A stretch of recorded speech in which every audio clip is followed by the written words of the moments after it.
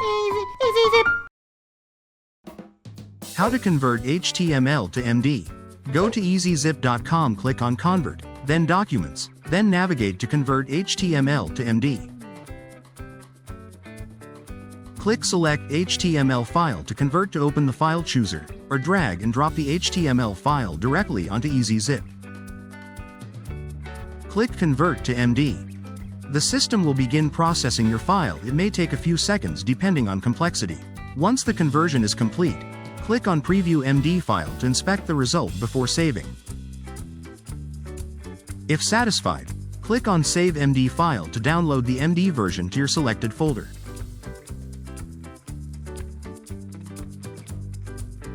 It's that easy. I hope that helps. Please click the logo and subscribe, it would mean a lot to us.